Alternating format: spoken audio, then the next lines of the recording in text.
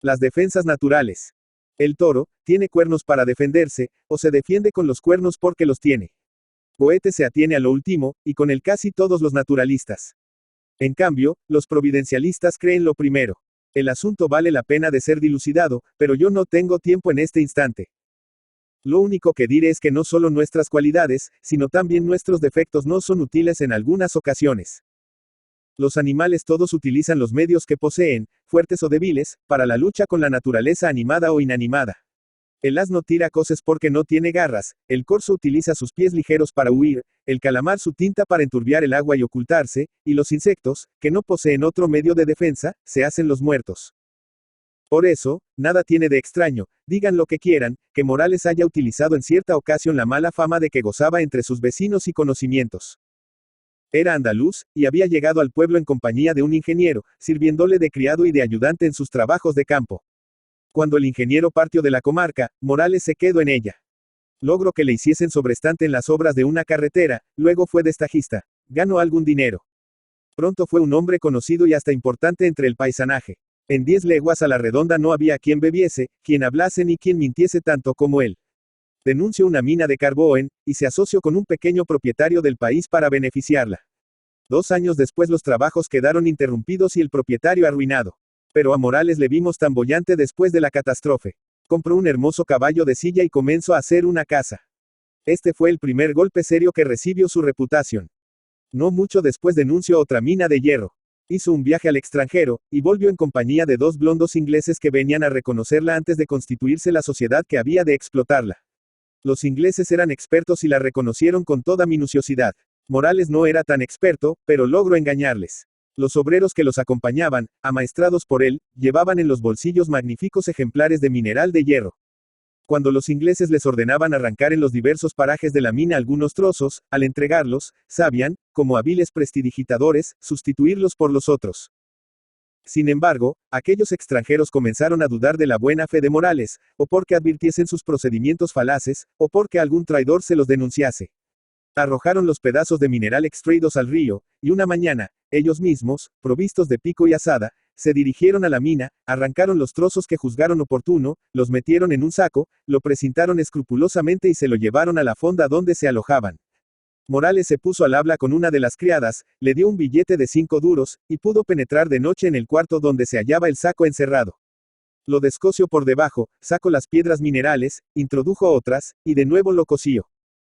Cuando el saco llegó a Londres en compañía de los emisarios, y fue examinado por los técnicos su contenido, causó profunda admiración la riqueza de aquel mineral, y desde luego quedó constituida la sociedad que había de beneficiarlo.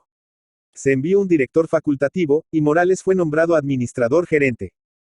Grandes preparativos, mucha maquinaria, planos inclinados, pequeñas vías férreas para la tracción, lavaderos, cargaderos, etcétera, etcétera. Todo esto duró más de un año. Cuando comenzaron los verdaderos trabajos de explotación no tardó en averiguarse que aquella mina se componía de pequeñas bolsas, y que si el mineral era rico en alguna de ellas, en la mayoría valía muy poco. El resultado fue que, algún tiempo después, la sociedad se vio necesitada a suspender los trabajos, y los ingleses se retiraron a su país con enormes pérdidas. Perdió también Morales. Lejos de eso, se advirtió claramente que su fortuna había crecido como la espuma.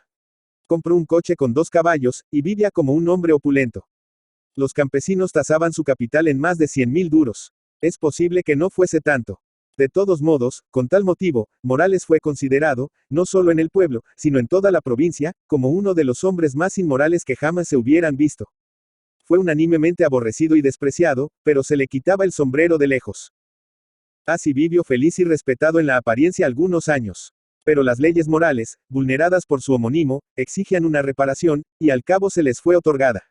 Nuestro flamante capitalista tenía un espíritu inquieto y ambicioso. No le bastaba el dulce bienestar que tan inmerecidamente disfrutaba, apetecía ser un millonario. Vio la ocasión de conseguirlo, quiso aprovecharla, y sucumbió.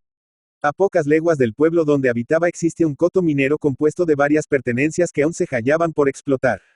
Todo el mundo se hacía lenguas de aquel coto. Se decía que eran las más ricas minas de carbón que había en la provincia. Los ingenieros y capataces corroboraban este aserto. Morales supo que se hallaban a la venta y que sus propietarios las tasaban en 500.000 pesetas. No tenía bastante dinero para comprarlas, pero se trasladó a la capital de la provincia, habló con Miranda y con Ulloa, los dos banqueros más ricos, les hizo ver claramente las ventajas del negocio, y después de repetidos viajes y conferencias se decidió que las comprarían entre los tres. Morales aportó 200.000 pesetas, y 150.000 cada uno de los banqueros. Miranda y Ulloa no eran dos cándidas palomas. Si algún símil pudiéramos extraer para ellos del reino animal, más bien pudiéramos compararlos a dos zorros viejos. Así, que a todo el mundo sorprendió que se asociaran con aquel aventurero tan desacreditado y peligroso. Ellos sonreían bondadosamente cuando se hablaba del asunto, y respondían que Morales no era tan pícaro como la gente lo pintaba. Sin embargo, no le concedieron la administración del negocio, como habían hecho los ingleses. Nombraron para este cargo a un yerno de Ulloa. Además, quedó estipulado en el contrato de sociedad que cada uno de los socios aportaría, para comenzar los gastos de explotación, 50.000 pesetas, y otras 50.000 en el caso de que los beneficios no bastaran a cubrir los gastos. Ahora bien, 70.000 duros era todo el capital que poseía Morales. Lo sabían Miranda y Ulloa. Hay que suponer que lo sabían. Porque, concluido el segundo dividendo pasivo, como las minas no diesen aún lo suficiente para cubrir los gastos de explotación, se negaron a facilitar más dinero y suspendieron las obras. Morales se mesaba los cabellos. Aquello era un absurdo. Todos los técnicos afirmaban que no había otras minas más ricas en la cuenca carbonífera. Era seguro que antes de un año comenzarían a rendir enormes ganancias. Miranda sacudía la cabeza con un gesto escéptico. Desengañese usted, Morales. Hemos hecho un mal negocio. Confesemos que nos hemos pasado de cándidos prestando confianza a los ingenieros. Los negocios parecen siempre bien sobre el papel, pero en el terreno son distintos. No hay más que cerrar el portamonedas, y a pensar en otra cosa. Cerrar el portamonedas. Demasiado sabían Miranda y Ulloa que el portamonedas de Morales lo mismo podía estar ya abierto que cerrado. Pero aparentaban ignorarlo y le trataban como uno de sus pares, esto es, como un hombre que tuviese en reserva algunos millones. Si él quería proseguir la explotación por su cuenta, se celebraría entre ellos un nuevo contrato, y les daría por tonelada extraída el tanto por ciento que se conviniese. Morales no quiso confesar su situación. Hipotecó la casa que había construido, y prosiguió durante un corto tiempo la explotación. Pidió dinero después en todas partes, y en todas partes le cerraron las puertas. Las obras quedaron al fin definitivamente en suspenso. Entonces Miranda le llamó a su despacho, y en nombre suyo y en el de su compañero Ulloa le propuso. Cuesta trabajo decirlo. Pocas veces se habrá visto en el mundo una burla tan escandalosa. Le propuso comprarle su participación en las minas por la cantidad de 10.000 duros. Morales quiso arrojarse sobre él. Los dependientes del banquero se lo impidieron. No pudieron estorbar que soltase por la boca todos los epítetos que la fantasía andaluza y su educación plebeya le sugirieron en aquel instante. Como había testigos, se le podía procesar por injuria. Pero Miranda era un hombre práctico y frío. Prefirió esperar, y tomar una venganza más sabrosa. Después de todo, aquel desdichado tenía razón para enfadarse. Acababa de invertir, entre la compra y los trabajos, más de 70.000 duros. Entonces comenzó para Morales una época bien aciaga. Sin dinero, sin reputación, sin amigos, pasaba la vida del uno al otro café del pueblo vociferando contra Ulloa y Miranda, narrando sus infamias. La gente le escuchaba guiñándose el ojo. Todo el mundo comprendía que aquel hombre había caído en un pozo. En cuanto volvía la espalda, soltaban a reír alegremente. Descaeció notablemente en su aspecto físico. Andaba pálido, ojeroso, sucio, y últimamente empezó a darse a la bebida.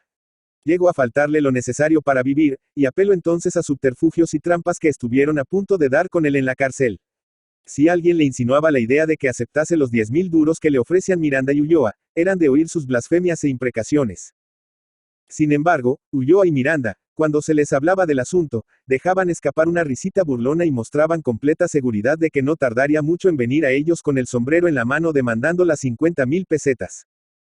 Más antes de que esto se realizase, llegó a la provincia un Mr. Burke, representante de una poderosa compañía inglesa, acompañado de su secretario, llamado Mr. Smith, y recorrieron toda la cuenca carbonífera. Cuando lo hubieron hecho minuciosamente, decidieron comprar el coto de Santa Bárbara, que era el de nuestros asociados, y se presentaron a Miranda y Ulloa. Miranda y Ulloa abrieron el ojo, presintiendo un buen negocio. Comenzaron negándose a enajenar las minas. Eran las mejores que existían en toda la provincia. No necesitaban decírselo, puesto que él mismo las había reconocido como tales por el hecho de gestionar su compra. Terminaron pidiendo por ellas 3 millones de pesetas. Hubo largas conferencias, consultas a la casa, regateos y amenazas de abandonarlo todo y marcharse. Ulloa y Miranda se mantuvieron firmes. Por fin, Mr. Burke aceptó el precio. Se convino en celebrar el contrato 3 días después, cuando la casa hubiera girado el 1,5 millones de pesetas del primer plazo, pues había de pagarse en dos, uno de presente y otro a los 6 meses. Pero aquella misma tarde, antes que Ulloa y Miranda hubieran avisado a Morales, y lo hacían con harto dolor de su corazón, Mr. Burke les llamó a la fonda, y con semblante hosco y en español chapurrado les dirigió este discurso. Señores, tengo el sentimiento de anunciar a ustedes que nuestras negociaciones quedan definitivamente rotas. Acabo de enterarme casualmente de qué clase de persona es el socio que representa el 40% en la propiedad de las minas. La casa cuyos intereses gestiono no me perdonaría jamás el haberla rebajado hasta el punto de celebrar contratos con un hombre que sin escrúpulo alguno la arrastraría a un pleito o la molestaría por cuantos medios se le ocurrieran. Nosotros estamos acostumbrados a tratar con personas honorables, y desde el instante en que tenemos duda de la buena fe de alguna nos apartamos inmediatamente de ella. Aquí no hay duda ninguna. El socio de ustedes goza de una reputación pésima, se acumulan contra él cargos gravísimos. Lo que ha hecho hace tiempo con algunos compatriotas míos le hubiera imposibilitado, en cualquier otro país que no fuese España, para seguir habitando en él. Ulloa y Miranda quedaron consternados. En vano trataron de demostrarle que, una vez celebrado el contrato, la casa nada podía temer de Morales. Mr. Burke se hizo el sordo. Se hallaba resuelto a abandonar el negocio, con tanto más gusto, cuanto que las minas seguían pareciéndole carísimas. Entonces los banqueros, en el colmo de la desesperación, le ofrecieron arreglar el asunto, quedándose ellos como únicos propietarios del coto de Santa Bárbara, si dilataba su marcha 4 días. Mr. Burke se lo otorgó. Le pidieron asimismo que no hablase con nadie del asunto durante estos 4 días. Mr. Burke se lo otorgó igualmente. Enviaron acto continuo un emisario a Morales, con orden de traerle, si fuese necesario, por los pelos. No fue indispensable. Morales se presentó al día siguiente en el despacho de Miranda tan sucio y tan torvo como solía andar en los últimos tiempos. Miranda le acogió con sonrisa afectuosa y campechana. Vamos a ver, Morales, nos hemos enterado de que usted persiste en la idea de que Ulloa y yo hemos querido arruinarle intencionadamente, para aprovecharnos de su ruina y quedarnos con las minas por un pedazo de pan. Nos han dicho que en todas partes y ocasiones nos recrimina usted con palabras insultantes. Es preciso que esto concluya de una vez. Juzgamos el negocio malo, y hemos ofrecido a usted una cantidad que, en realidad, parece irrisoria. Tal vez nos hallemos equivocados, y el coto tenga un gran porvenir. El presente, bien lo sabe usted, no puede ser más desastroso. De todos modos, como usted ha hecho sacrificios enormes, y para arrancar a usted de la cabeza la idea de que hemos pretendido arruinarle, estamos dispuestos a sacrificar nuestros intereses entregando a usted la cantidad que por las minas ha dado, esto es, 200,000 pesetas. Morales permaneció silencioso y movió la cabeza lentamente, haciendo un signo negativo. ¿No acepta usted?, preguntó Miranda con sorpresa. El mismo silencio y el mismo signo negativo. Hubo una pausa. Pues, ¿qué es lo que usted quiere por su parte en el coto? 2 millones de pesetas, repuso Morales en el tono más natural del mundo. Miranda se puso pálido. Este bribón lo sabe todo, se dijo inmediatamente. Por unos segundos se miraron ambos a la cara en silencio y con los ojos muy abiertos. Si es broma, puede pasar, dijo al cabo el banquero riendo. Ya sé que ustedes los andaluces las gastan muy alegres. Hablo en serio, don Rafael. Usted no sabe lo que son esas minas, don Rafael, repuso Morales en tono candoroso. Si usted supiese qué tesoro tenemos en ellas, no hubiera usted hecho lo que hizo, abandonar los trabajos y dejar que algunas galerías se viniesen abajo y las máquinas se echasen a perder. Yo estoy completamente seguro de que más tarde o más temprano ese coto nos ha de hacer ricos a todos. Miranda le clavó una mirada penetrante, tratando de investigar si aquel sujeto se estaba burlando, o nada sabía de lo ocurrido. El aspecto tranquilo, inocente, de Morales le aseguró, aunque no por completo. Vamos, no sea usted niño, Morales. Solo con una imaginación tan exaltada como la que usted tiene se pueden concebir esas locas esperanzas. Deje usted la fantasía, vuelva a la razón, y acepte usted el negocio que le proponemos, porque si ahora lo rehúsa, ¿acaso no vuelva para usted la ocasión? Le repito, don Rafael, que usted no sabe lo que son esas minas. Hay que haber oído a los capataces, hay que haber visto trabajar a los mineros. Una seda, un tarro de manteca, don Rafael. Este sacudía la cabeza riendo, como si se tratase de las palabras de un niño o de un loco.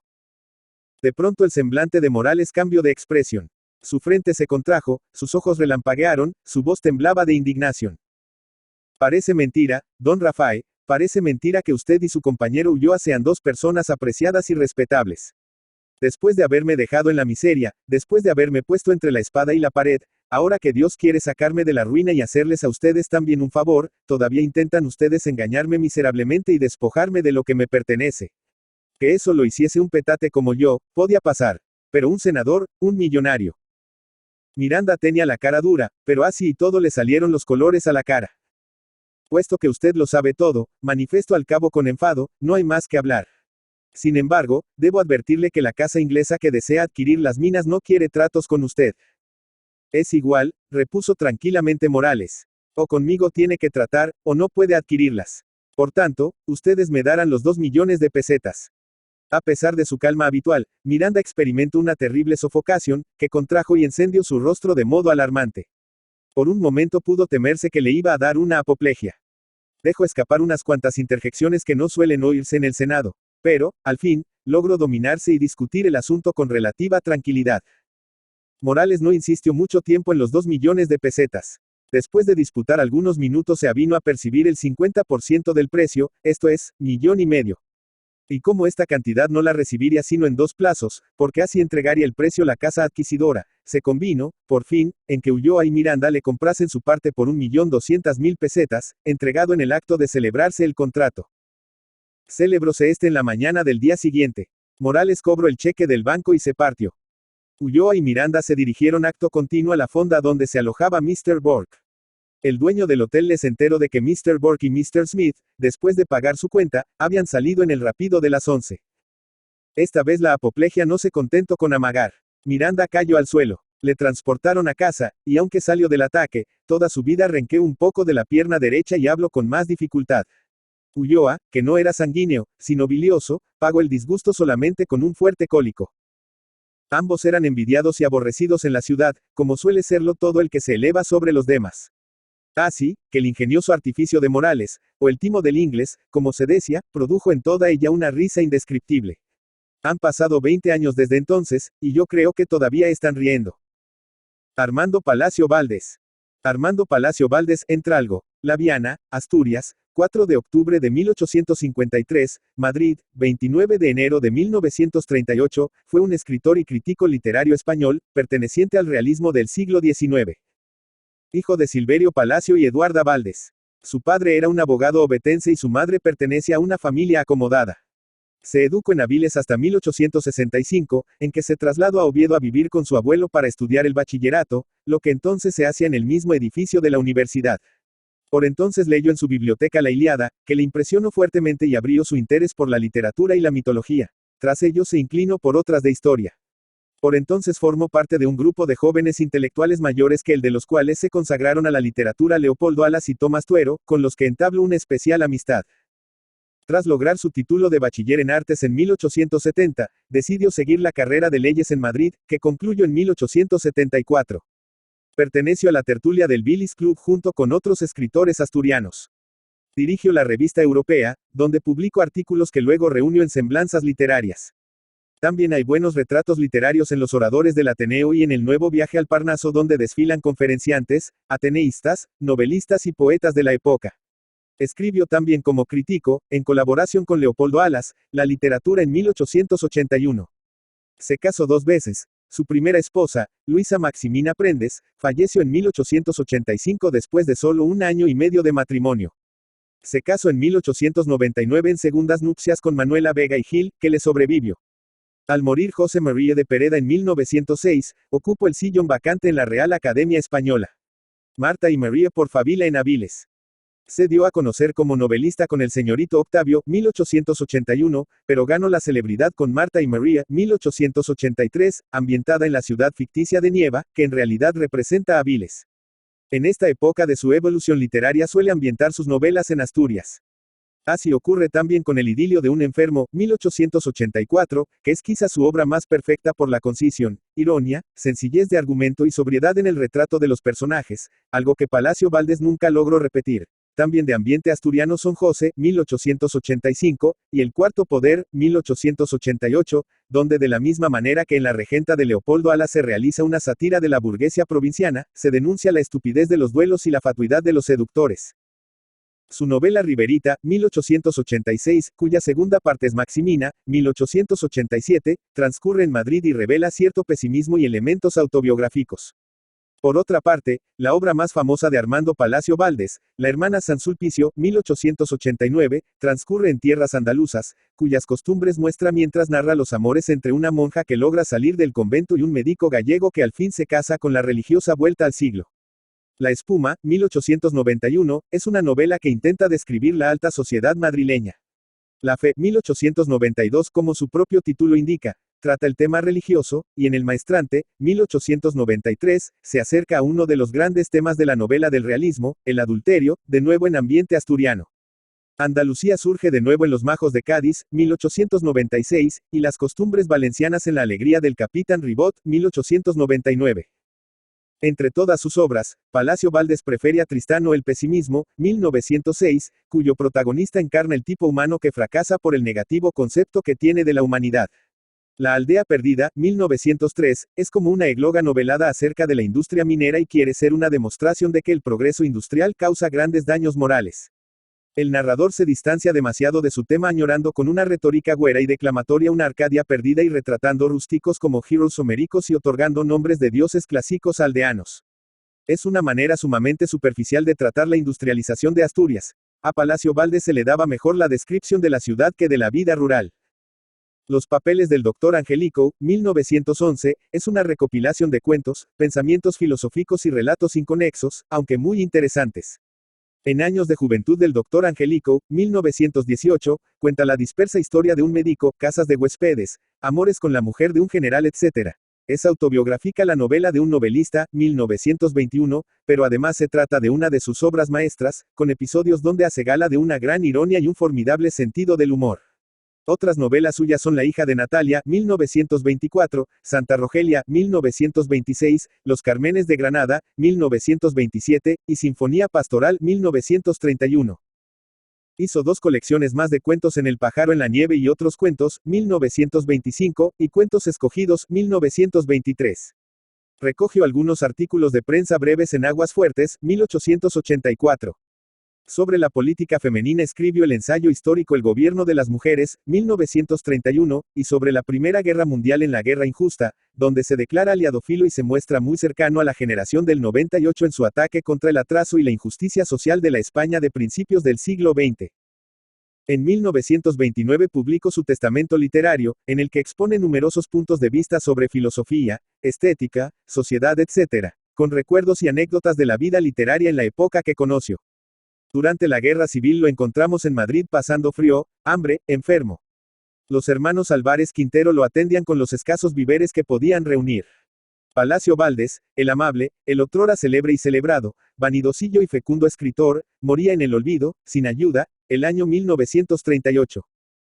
Póstumo es el álbum de un viejo, 1940, que es la segunda parte de la novela de un novelista y que lleva un prólogo del autor a una colección de 50 artículos. Sus obras completas fueron editadas por Aguilar en Madrid en 1935, su epistolario con Clarín en 1941. Armando Palacio Valdés es un gran creador de tipos femeninos y es diestro en la pintura costumbrista. Sabe también bosquejar personajes secundarios. Al contrario que otros autores, concede al humor un papel importante en su obra. Su obra ha sido muy traducida, especialmente al inglés, e igualmente apreciada fuera de España. Es seguramente junto a Vicente Blasco Ibáñez el autor español del siglo XIX más leído en el extranjero. Su estilo es claro y pulcro sin incluir neologismos ni arcaísmos.